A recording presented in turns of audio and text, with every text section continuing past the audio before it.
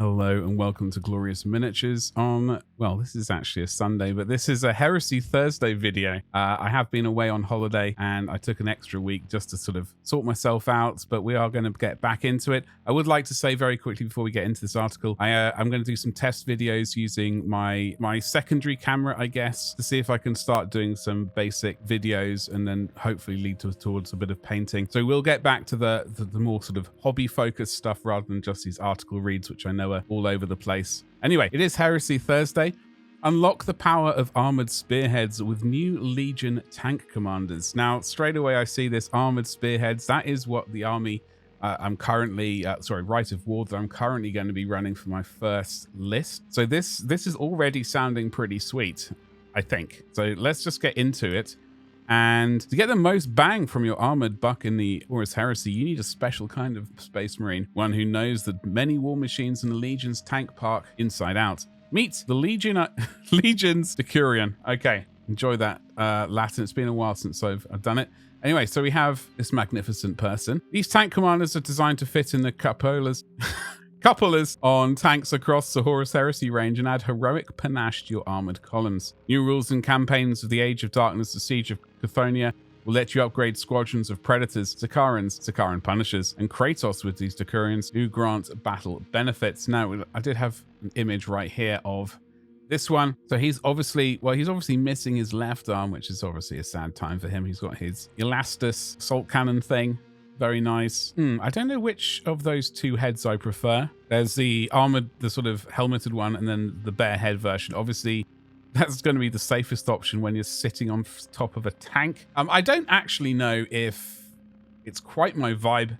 I haven't really thought about it a huge amount. All I remember is ones from the good old days of 40k. It's the same kind of thing. I'll see if I can get in post-production an image of the miniature that I'm thinking of, the sort of 40k version of this. But that was my sort of another impression of it. Anyway, we do have some nice, it is a new option to have on our tanks, which I like. Some nice looking sculpt by all things. And then we can scroll down here to get the Sons of Horus. He is wafting a banner around, which is always very important part of tank battles, is showing off your fantastic banners. I'm all about it. Obviously, two versions, helmeted and unhelmeted. He has got a great big heavy bolter by the looks of it there. Quite a nice looking pose. I do like this one. I won't be getting one because I'm from the best Legion. So, you know, Imperial Fists. Any Legion can take the Decurion Locus and Decurion Defenses. Decurion Defenses do exactly what they say on the tin. These Space Marines have extensive hypno-indoctrination training in the weapons of the Imperium and can order their units to use the advanced reaction point defense and return double the number of attacks with their defensive weapons. That sounds disgusting. Double the attacks of defensive weapons. I like the sound of that. And let's have a look at this miniature a bit closer, shall we? Yes. We got the Sons of Horus version. I like the sort of mohawk kind of helmet plume that he's got going on with the spikes coming out of it, of course, because it's chaos. They have to have spikes everywhere. Very original. And yep, heavy bolter, very nice. I do like his sort of eye scope thing, whatever you want to call that. And I'm actually a bit jealous of that banner wafting action. Hopefully there'll be a bland option which you can paint your whatever Legion you're part of. And then let's go back here. Okay, point defense. Two headline factions in the Siege of Chthonian each get their own unique Decurion miniatures, a Decurion Lanius for the Sons of Horus and a Decurion Sagittar for the Imperial Fists. The latter, as I guess correctly, is armed with an Elastus assault cannon and an augury scanner with which they can pick out vulnerable targets for destruction. When their vehicle makes a shooting attack, they can choose to fire one defensive or pintle weapon at a separate target, with the added benefit of a skyfire or precision shots.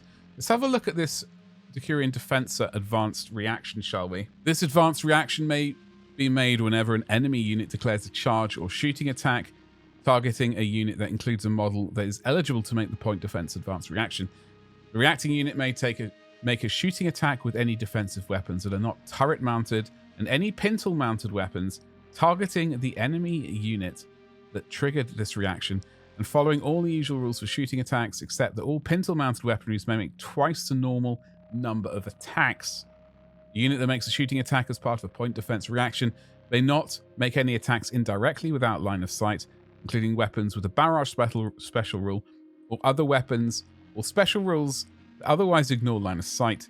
Template weapons used as part of a point defense reaction must use the Wall of Death rule instead of attacking normally, but are assumed to inflict the maximum possible number of hits instead of rolling to determine the number of hits inflicted.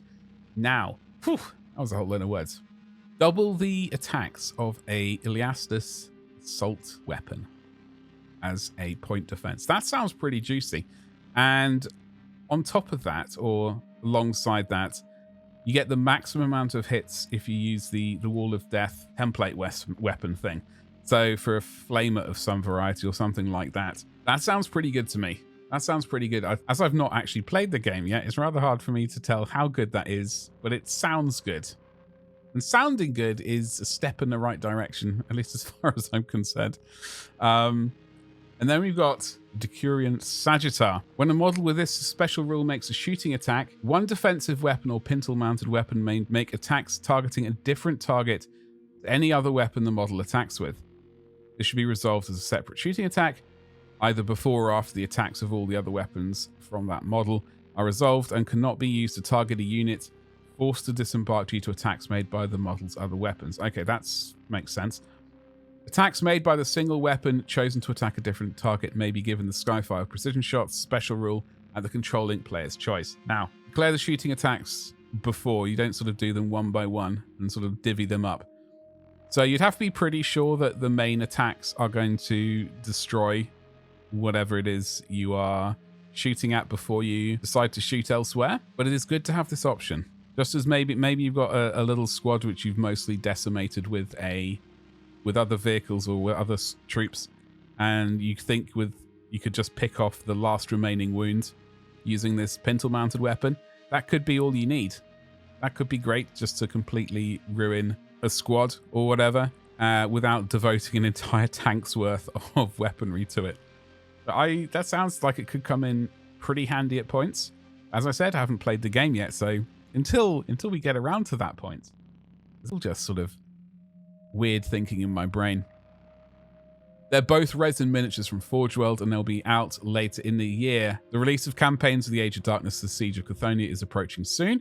I'm very much looking forward to getting my hands on. However, and join us next Thursday when the Sons of Dawn get another treat. What is that treat going to be?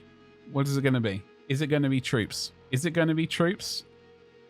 Are we going to get Phalanx Warders? Are we going to get Templar Brethren? Are we going to get troops finally? Are they going to finally start deploying troops rather than just tanks? I mean, I'm doing Armored Spearhead. I like tanks, don't get me wrong. However, it would be great to get some new troops. Or maybe Rogel Dawn is getting his ascendance. Well, you know, like that one geezer. That one geezer got the Ascended Horus action. He got a second model, so maybe Dawn is going to get his second model. I'm going to cross my fingers for that. What do you reckon? Let me know in the comments below. While you're down there commenting away, do check. Make sure you subscribed. Hit the bell for notifications, all that sort of nonsense. I will be doing more videos coming up. Thank you very much for watching, and I'll see you in the next one. Thank you, and goodbye.